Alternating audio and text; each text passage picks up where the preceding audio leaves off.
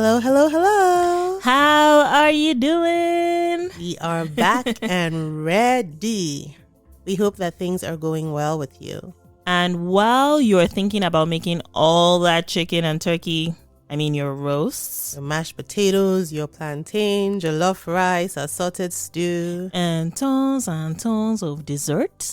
you may want to diversify your dinner and lunch repertoire with some of the dishes we'll be talking about today. Because today, it's all about salads. That's right. This is our fourth special. Oh my God, 4 already. I know. Wow. We've called it a side of salad. We tried 4 salads, one from Tunisiain North Africa. It's called Omek Houria. One is from South Africa. It's called Chakalaka. From Seychelles the East African coast, we'll talk about Salade de Palmiste. And from West Africa, there is a salad mix. Ghanaians call it a Ghanaian salad, and Nigerians call it Nigerian salad. Yeah, we won't go into that. But it's a salad, and at least 2 different countries in West Africa eat that salad. So here's the thing about salad. I don't know about you, Yemi, but I remember when I was a kid, I was not really a big salad fan. Actually, if I'm not lying, up till today, I'm not really a big fan of raw vegetables. Mm-hmm. And so I remember that my mom, to make us eat it, she would bring in grated cheese and ham and make this really fancy. Fancy? She made this really fancy salad that would now force us to eat all the vegetables. I think another reason why I didn't like salad was I was traumatized because whenever we're making salad, my job was to grate carrots. Hey. Using a regular grate. Not, God. You know those nice ones they have now? Oh yeah, they used to make me do that too. You will grate, and I would grate a full bowl with a hand grate by myself. And cut cucumber. Of carrots. Well, I didn't cut cucumber, but that salad grates, that carrot grating thing made me upset. So, yeah. Anyway. I know we don't talk about it here, but one of my favorite salads is fruit salad. Oh, yeah. Especially because they not add like Fanta or juice inside. Oh, my God. Hey, you add Fanta to your salad. Yeah. Interesting. No, for me, I think... or even, I know there were times there were Fanta juices, but also you could add like vanilla flavor or something like that. Oh, so delicious. I make mine with Angostura. So for me, especially when I make a fruit salad here, I try to use very, very juicy fruit so that it's kind of sweet without adding anything. So I'll use like a lot of orange juice, like fresh oranges, pineapple, watermelon, like really, and then I'll now start putting in things like apples and grapes and then Angostura bitters, which they use for Chapman, and that just kicks it up a notch, makes it a little bit more adult. Yeah, and we definitely ate a lot of the Nigerian Ghanaian salad we're going to talk about. And my favorite part, and we're going to get into it, was the egg. Hey. You know, you want to steal all the egg on top. Anyway, I think the thing about salad is that there's so many different ways to do it. You can make it your own. Mm-hmm. It doesn't matter where you are or what vegetables you have. You can get creative as long as you mix some fruits, some veggies. In fact, some meats. Just one meat and call it a salad. Pretty much, right? Yeah. It can be like a warm salad. You're right. Like, I think one of my favorite salads is this one my mom used to make. It's arugula or if you're in Europe, rocket. So you have rockets or arugula with some olives, cheese, apples, grapes. It's actually pretty delicious. It sounds delicious. No, it's really good. Oh. Do you have a favorite? Yeah, definitely fruit salad, the Nigerian salad afterwards. For me, Ijoma, you know me well enough. I love things that are delicious, that are like sweets. Okay, because when you say you love things that are delicious, nobody loves things that are not delicious. Some people eat bitter cola. I don't understand. But yeah, I love things that are like very sweet. So definitely the fruit salad was, oh my God, so awesome. Especially if you have it and there's watermelon inside on a really nice warm day. Can I ask a question? In your fruit salad, did you ever put bananas inside? No. Thank you. That's all. This is a coded message to somebody. You don't put bananas inside fruit salad. Now, even though you can do what you like with a salad, some are specifically tied to a country or a region. For instance, kachumbari is big in many parts of East Africa, especially in the Great Lake countries like Kenya and Tanzania. Kachumbari is an onion and tomato salad. You chop up the tomatoes and onions and then it looks like salsa. Some people also add cilantro or parsley or avocado or cucumber or lemon juice. Just, they just zizz it up. It actually does remind me a lot of salsa. Yeah. We tried out the look a few weeks ago when we were in Morocco, but that's just one of many salads you can find in North Africa. Mm-hmm. And if you're looking at South Africa, we didn't make this particular salad, but there's one called, guys, I might massacre this a little bit. I actually tried to look up how to pronounce it. Slapaskinges? Slapaskinges. It's a Slapaskinges. Well, the T was silent when I listened to the pronunciation. Slapaskinges. So this is basically a pickled onion salad. It's mainly an onion salad. So you boil the onions in water and salt, and then you make this little vinaigrette that has like lemon, vinegar, mustard, sugar, salt, and egg. And you whisk it all together. And I think you like cook it for a little bit slowly so that the egg doesn't curdle. And then you pour it over the onion thingy and you eat it. I was afraid to try it. I'm not going to lie. Plus, I didn't know how to get pickling onions. So I was like, yeah, we're not going to do this one. Anyway. And now there's another kind of salad which we also didn't make. And I'm trying not to be biased, but I'm going to talk about the salad only because literally if you make the mistake of thinking Africa is a country and you Google African salad, this is what you're going to find. It's called abacha. Okay, Yemi's face. So this is from a part of the country of Nigeria where I'm from, Southeast Nigeria, and we call it African salad. And it's actually made from dried cassava and something called uba, which is like oil bean seed. So it's actually very, very high in carbs. And what you do is that you mix it with palm oil, fish, and all kinds of spices. That's basically what it is. So it's really not like a salad, but if you ever Google African salad, that's what comes up. So I thought I was going to mention. I don't like it. I don't like it either. That's okay. We tried it at our friend's house and they were featured in one of our artist specials. But yeah, that was the very first time I tried it, which was weird. Like I tried it for the first time in Canada, even though I grew up in Nigeria. No, correction. We didn't try it for the first time. See, I had tried it before as a child, so I already knew. So when they were like, oh, do you want to try abacha? I was like, oh, no, I'm good, thank you. And then Yemi was feeling adventurous. She's like, yeah, I'll try it. Yeah, because we were both there that day, right? Yeah, I was just watching her. I was like, this is going to be fun. And I tried it on my face. You know when you eat something, but you don't want to be offensive? And you're like, yeah, I personally don't like it. But what I've come to find is that it's an acquired taste. It is an acquired taste. A lot of people like it. Especially with the palm oil. Like, oh my God, folks. Anyway. It's there. And you might like it. It's definitely an acquired taste. I personally don't like it, but I know a lot of people who do. And my people are probably going to come for me for not liking it. But that's okay. I can take it. Anyway, there are a lot of other salads we can talk about. There's a lentil salad from Ethiopia called azifa. We will post links about salads that are native to different regions in Africa. But let's talk about the ones that we did actually make. Yeah, that's a good point. So with that, we're going to delve right into it. Our first salad was Omek Houria, which is a spicy carrot salad from Tunisia. Tunisia is in North Africa. The carrots are actually mashed, so the consistency is kind of like a dip. And you serve it with olives, boiled eggs, and tuna. And you can eat it with bread as well if you want. Yeah.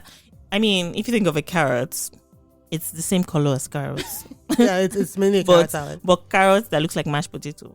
That's a pretty good way to describe it. Carrot, yeah. Orange mashed potato. Exactly. That's topped orange with mashed olives, potato. Yeah. With some olives on top, some tuna in the middle. And some boiled eggs. Then some eggs around it. I feel like you're giving the welcome. Eggs special attention. Anyway, let's continue. Shasha. So basically, if you wanted to make this Omek Houria, it doesn't require a lot of stuff. The only thing that you might not have in your pantry that you need is harissa. And harissa is, I think it comes as a paste, but I actually found it in our grocery store in the international section, or in the rub section, I think it was. It was easy to find, but it was a powder. So what I did was I took an equal amount of the powder blend and added some water and made it into a paste. And I'm hoping it's the same harissa. So for this, you're going to need carrots, of course, garlic, harissa, pepper. It said pepper, but I used paprika because I didn't know which pepper they were referring to. Olive oil, olives, hard-boiled eggs, and caraway seeds. Now, I didn't have caraway seeds, and I have this habit of buying spices for a particular dish and then not using it again for like a year. So I Googled what I could use as a kind of replacement, and I came up with fennel because I already have fennel. I have a whole bag of fennel that I've still not used. I had it from home in Lesotho, I think, which was like a gajillion weeks ago. So what you want to do is you clean the carrots, you slice them, you boil them. When they're done, you kind of mash them into like, it doesn't have to be extremely smooth, but kind of a rough mash consistency, depending on how you like it. And then once you've mashed it, you're actually going to fry that mix in olive oil and add a little of the harissa, some garlic, and fennel or caraway, whichever one you have, and pepper. You basically just fry it, add the spices, and With the link I found, I think there was no specific time, like how long it took to cook it. But once your carrots are soft enough to boil, everything you're making is already kind of cooked, right? So until you're comfortable, basically cook it until you're comfortable. You're going to keep stirring it consistently until you feel like it's done. Like I would say until it's like soft and mushy a little bit. Well, that's how long you cook the carrots for. Oh, okay. Yeah, so the carrots are already cooked. Oh, okay. So it's almost like a quick stir fry of everything else until you're comfortable with how well the spices have gotten into giving it the body. Okay. So once that's done, you top it with your hard-boiled eggs, which you've maybe sliced into slices or quarters, whichever works for you for a nice, look. You top it with the eggs, the olives, and tuna. And if you want any more salt, you can top it with a little bit of salt. And there you are. Mm-hmm. So what did you think? I liked it. Apparently, I can't use the word smash because apparently it means something else. Just and to I'm me, the only one that thinks the word smash, I can use it for food. I thought... But I gobbled it all the way down. Like, it's really good. It's probably the spice that you got, but it had this, I would say, a little bit nutty flavor, if that's the way I would describe it. But the carrot kind of gave it that balance where you didn't feel like, oh, I'm just eating like plain old carrots. So it wasn't particularly very sweet, but it kind of had this kick of flavor. So you know how when you eat something and the flavor kind of hits you at the end? Yes. Yeah, so it's not something when you put it right in your mouth, you're like, oh my God, it's so flavorful. Yes. Like anime, okay, so anyone that watches anime, so when they eat something and it's like, oh, no, it wasn't like that. But it's more like, oh, another dimension. Oh my God, a layer opened and another layer. Ooh. Can I just say something? I hope that's actually how it's supposed to taste, and it's not because I didn't stir the spices in properly. No, it actually was good because it's like every time you take a different bite, you have a different discovery and experience. So I really like it. I think it'll be really fantastic as a dip, particularly with hard bread or cracker or something. Obviously I didn't eat mine with tuna because everybody knows I hate fish, but I can see mentally, okay, how it will be good with something like a tuna on top, because then that gives it a different layer. So yeah, would recommend. I also loved it a lot, and I understand what you're saying. I'm wondering if, because I know what spices went into it, and I know very well what licorice flavor can do. So I'm thinking that the fennel may have added that burst. Fennel is kind of similar to anise in that regard. So it's not minty, but it's a licorice thing. Yeah, that's probably what it was. So fennel was nice. There were those little I don't know if you saw those little brown bulbs. So yeah, that's what that was. It was the fennel. So it was nice. Yeah, I loved it. I loved that because I could taste a little bit of garlic as well, which I liked.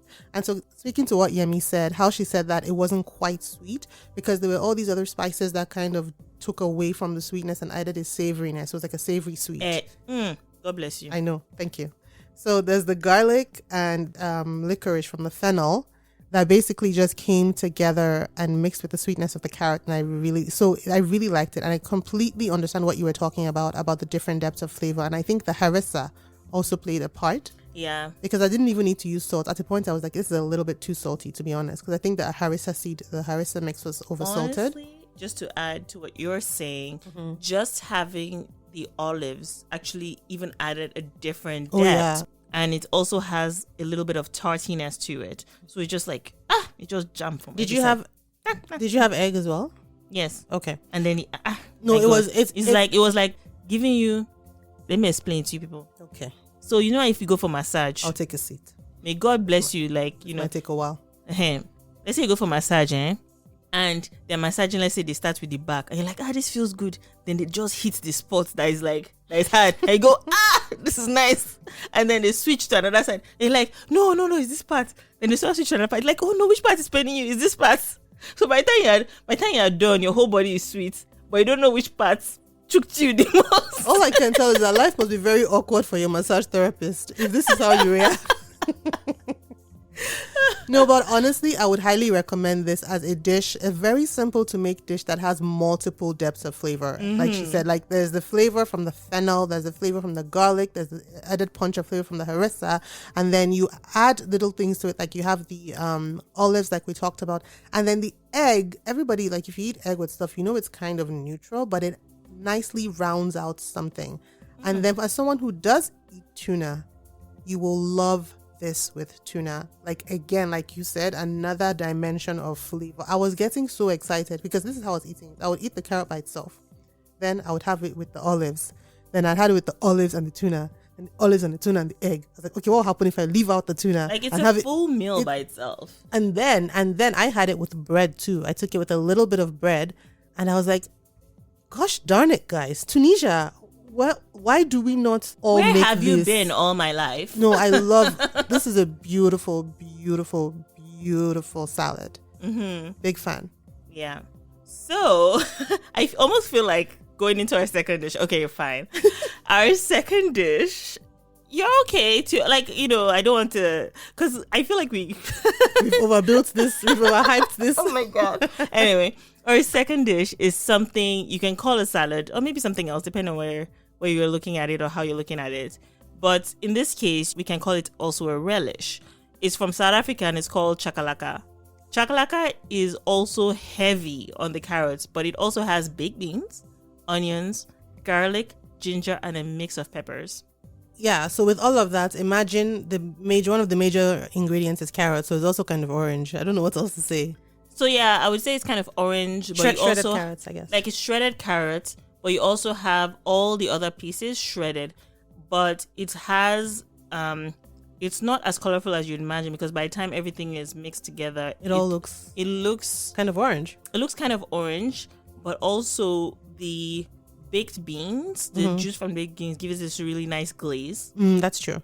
So by the time you have they're all not distinct parts. It almost looks like a stew with very little water in it. That's probably why they call it a relish, actually. That makes sense. So it's very close to, if you think of what a relish is like, where it's almost like, it looks almost gelatinous, but it's not quite. But then you have all these vegetables inside. So it's very, very close to, a relish. A relish type consistency, but with all the vegetables that we've mentioned before. Yeah.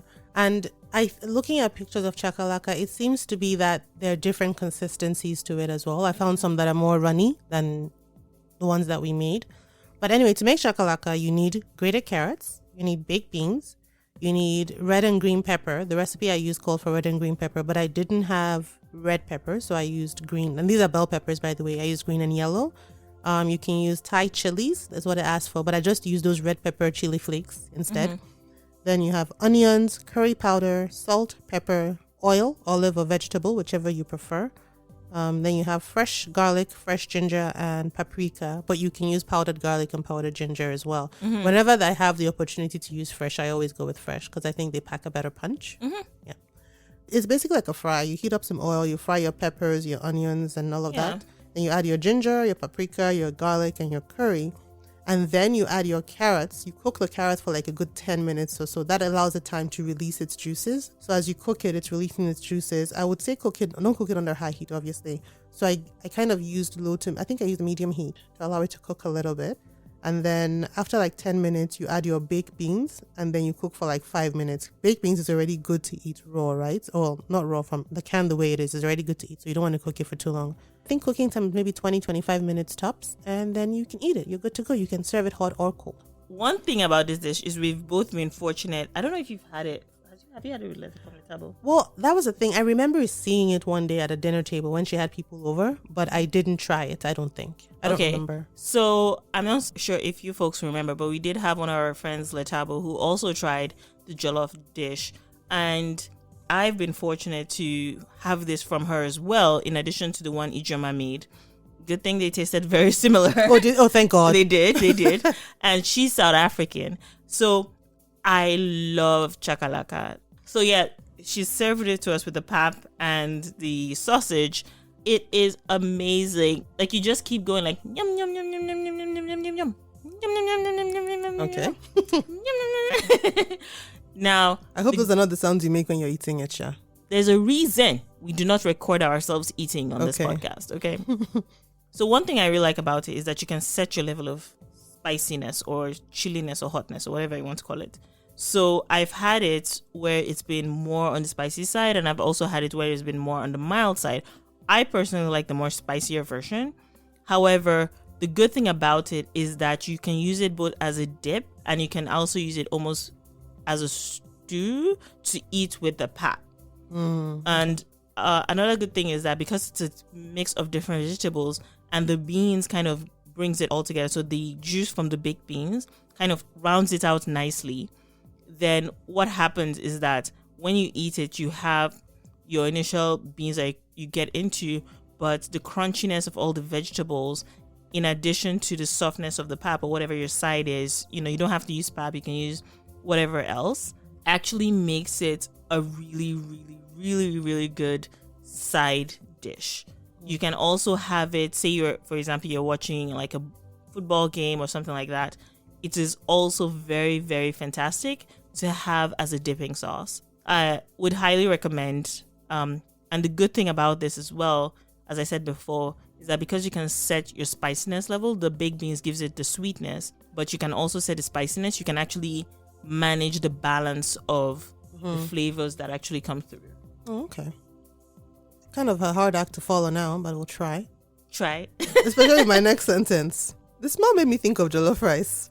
I don't know why. I think it was the beans. Wait, hang on. Let's just take a moment to just absorb that nothing about that was rice. I know.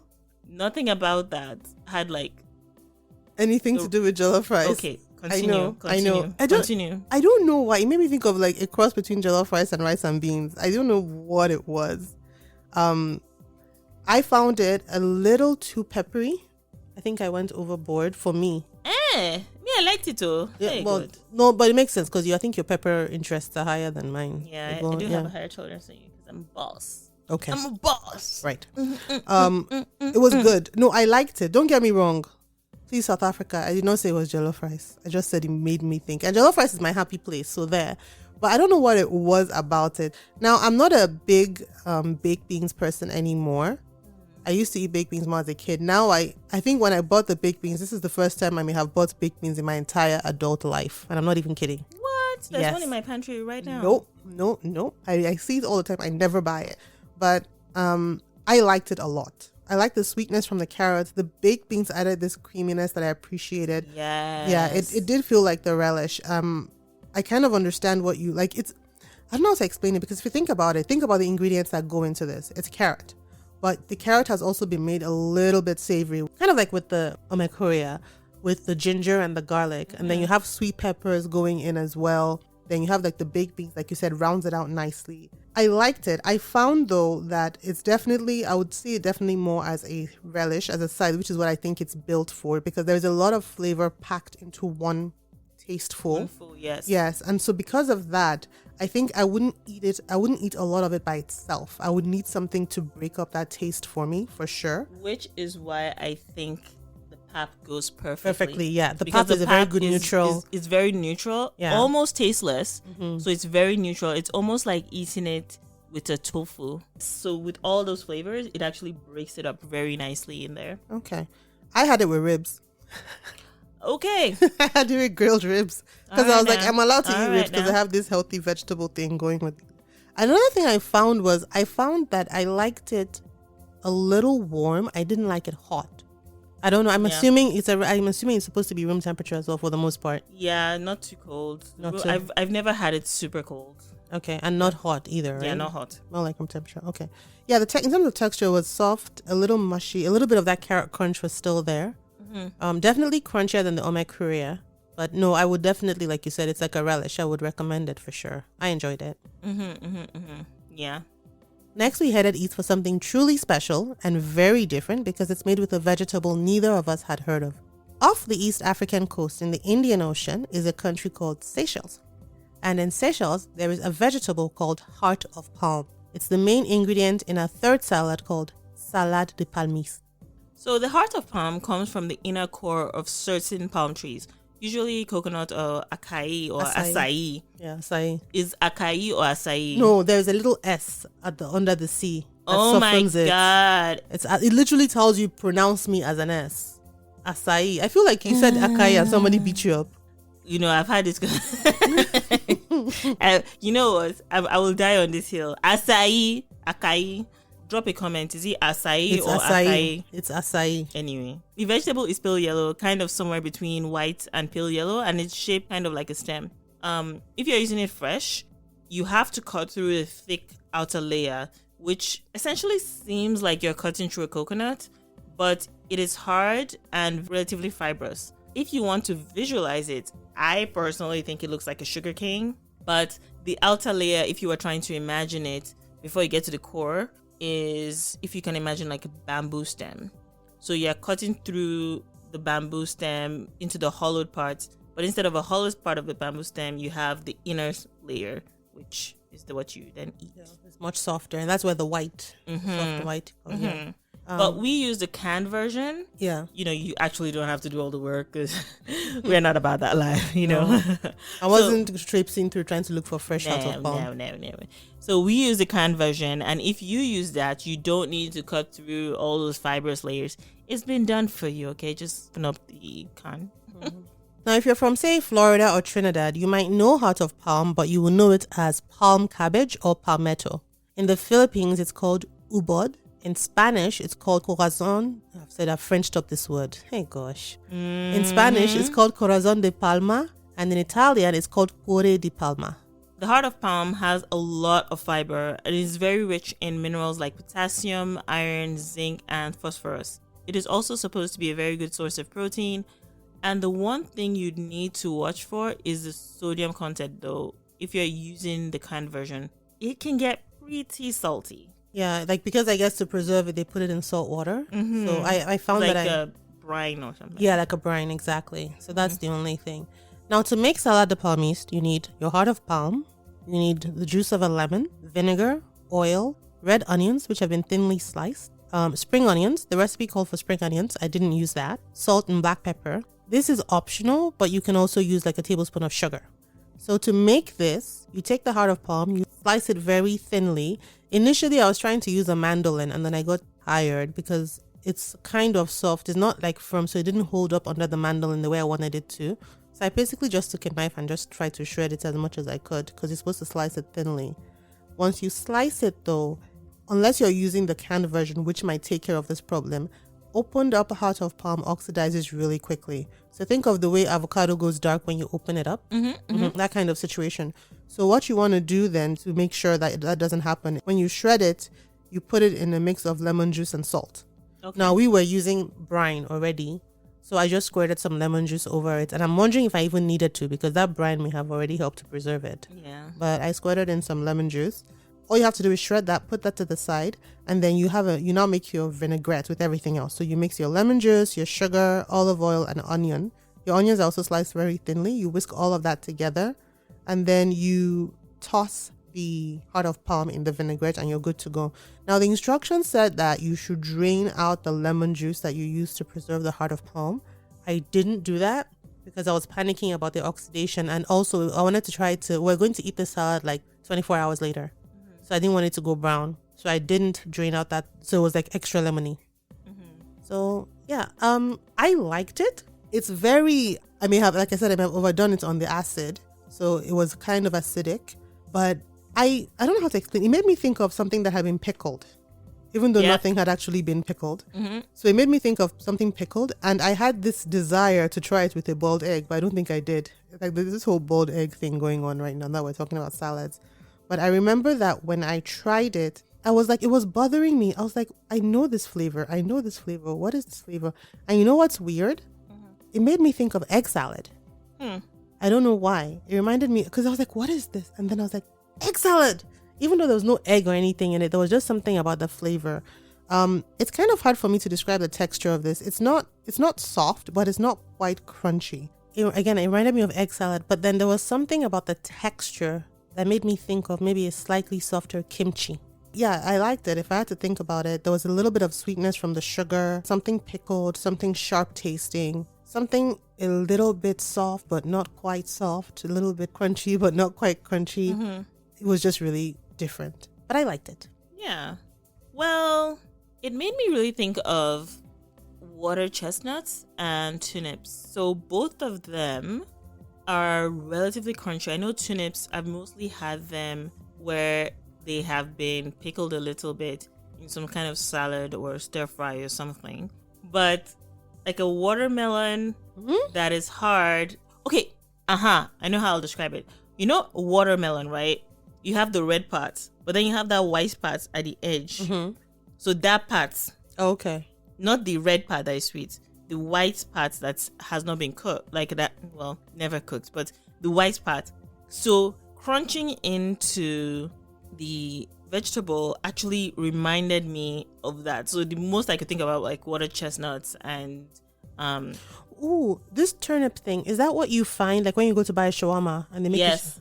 Oh, I have had it before, the turnip. Yeah. Okay. Now that being said, I liked it. I liked the crunchiness of it. Taste was a little mixed for me. I think it was the acidity was a little much, and funny enough, the fibrous nature of it reminded me of abacha. Oh. So it was really confusing because when I crunch into it, some parts reminded me of the water chestnuts and, you know, the thicker side of a watermelon or a turnip. But then the more I ate it, it reminded me of abacha because abacha is very like thinly sliced, so relatively fibrous as well. So I really like those other fruits that I just mentioned, but I really don't like abacha. So my spirits and body were very, very confused. However, overall, I actually liked it. I don't think it's something that I'll go out of my way to make, but it's something that if I came across on a menu or it was offered to me, I would eat it. Now, I think something that may have been playing against it when I tasted it is because I tasted it right after eating chakalaka. So that one has so much flavor. And then going right after and tasting this, which doesn't have quite as much of a burst of flavor, may have just been like, oh, like a letdown after a roller coaster ride. Okay. No, I really enjoyed it, and I would treat it, like I said, it made me think, I think because of its pickled nature. Kimchi is not necessarily pickled, is it? It is. Oh, okay. But I don't think you can eat a whole plate of kimchi. Oh, God, no. Okay. So that's the kind of thing. I wouldn't be able to eat a full plate of it without something else. So yeah, no, I thought it was pretty good, actually. Our last, but definitely not the least salad is very, very popular in parts of West Africa. This salad starts out pretty simple, like something you'll find anywhere. You have shredded lettuce, sometimes some cabbage, but that's optional. You also have sliced cucumber, grated carrots, onions, and cherry tomatoes or sliced tomatoes. And then it gets extra real quick. You throw in baked beans, throw in corned beef, sliced boiled eggs, and then top all of that with Heinz salad cream. It has to be Heinz. That Heinz is important. It's really important. Like, honestly, I don't know how it became African salad with Heinz salad cream, but the funny thing is that Heinz is not really big here. Like the salad, no, the brand is big, but the cream itself is something you see more in like a specialty store or something like that. Anyway, yeah, this salad is incomplete without Heinz salad cream. There are probably other brands of salad cream, but that's the one that we grew up with. That's the one I know. If you use another type, it doesn't taste the same. But how will you know? You haven't seen other types of salad cream. I don't care. Okay. I'm just telling you now. Heinz, please pay us for this. My spirit knows. It's not the same. Heinz had better just pay us for this. So salad cream, for people, I think I don't know if salad cream is really popular in North America, but salad cream is like, it looks like mayonnaise, but it's like a thinner, runnier version. It's not thick. It's like the consistency of ketchup, but white. It's like a sweetened, runnier, slightly tangy dressing, kind of. Yeah, it's thick white Sweet dressing. and tangy. Yeah. Hello. Just like Ijoma and I'm sweet, she's tangy. All right. So we're not exactly sure just how healthy this salad is if you're eating it as a side. To be honest, I would dare to say that it is an entire meal by itself, all things considered. Yeah. The salad cream itself has a lot of sugar. Yeah, like it's, I mean, there's quite, and then if you think about the fact that this is not just vegetables that we're eating, there's protein, there's beans, there's meat, there's corned beef, which is also heavily, you know, you can't eat that thing unless you're eating like a small amount. not really a side. You can't eat a small amount. Like, are you some kind of alien? How are you eating just a small amount? Okay. Well, we'll go by the ingredients again. Yeah. We need lettuce, which you tear into shreds, cucumber that is sliced. You can either use sliced tomatoes or cherry tomatoes, and then maybe chop the cherry tomatoes into two, like half them a little bit. And you need shredded carrots, again, sliced onions, optional depending on what you want. Speaking of onions, here's a trick I learned. If you're like one of those people that's not comfortable eating raw onions because of onion breath, I think you can soak them in vinegar for a little bit of time, like a minute or two. Interesting. Yeah, I read that somewhere. I haven't tried it, but I noticed that with the Salade de Palmiste, I didn't have onion breath. And that had vinegar in it, so maybe. Anyway, so lettuce, cucumber, tomatoes, carrots, onions, corned beef, baked beans, salad cream, and hard-boiled eggs sliced. Some people use ketchup as well, which I thought was kind of odd. Or maybe if you don't have, maybe if you don't have salad cream, maybe they mix ketchup with mayonnaise to get that Thousand Island dressing. I'm not really sure what's going on there, but when I saw the ketchup, I was like, pass. Hard pass. Yep. So anyway, once you have all these ingredients, all you're doing is just layering. Especially if you want to make it look pretty. So I've seen some people kind of mix everything together. They just toss all the ingredients together, toss in the salad cream and mix everything, especially if they're expecting to eat it all in one go. Kind of like the way people do with coleslaw, right? But it's much nicer when you just a layer of lettuce, then cucumber. You just layer everything up and then you start again. Build like 2 or 3 layers. And then you do the very top is what you top with your boiled eggs. And then you now like have the salad cream on the side, or you can like squirt it over the top for presentation purposes. That kind of thing. And just so you know, when we say put salad cream on top, we don't just mean, just a dab of salad cream. No. This salad has to bathe. Okay, maybe not bathe. It has to bathe. Oh, Jesus.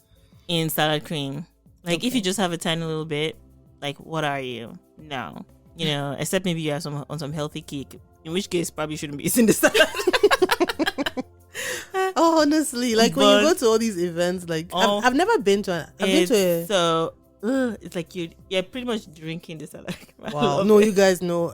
Okay, keep That's in how I mind. make my own. If you like, I'm telling you, it's so good. Keep in mind, guys, that you can limit the quantity of salad cream that you use. But really, And when you're making with the baked beans, you can also, if you want, you can try to drain out some of the sauce, the baked bean sauce, and then just try to use as much of the beans and as little of the sauce as you can. This is something that you see. To be honest, I haven't been to a lot of Nigerian or like Ghanaian events outside of home. I've been to people's houses and they'll have it there, but I don't know if they have it at weddings and stuff like that.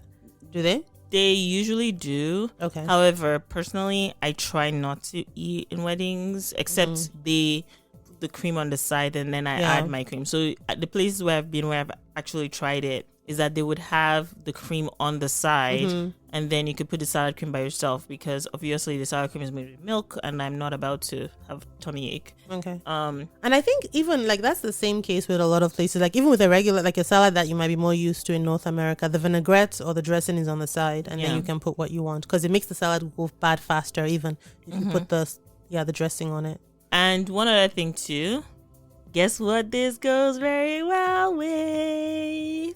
Pepper? Auntie? I don't know. You always say pepper now. I figured it was pepper. No. Our other special. Oh, jollof rice.